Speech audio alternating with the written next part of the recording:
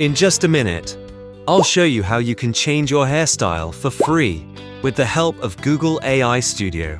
Search for Google AI Studio on Google, then click the first link. You'll see an interface like this. From the menu on the left, click Generate Media. Click on Gemini Image Generation to explore multimodal native image generation and editing. Now, click the plus icon and add your photo. After uploading the photo, we'll now enter the prompts. You can copy these prompts from the description of this video.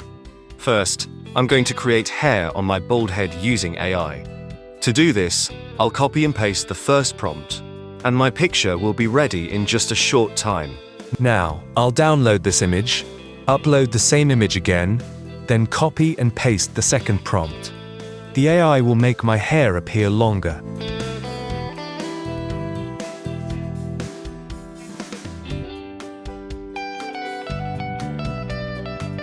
Now, I'll upload the same image again, just like before, and copy and paste the third prompt. This time, all the hair will disappear from the head.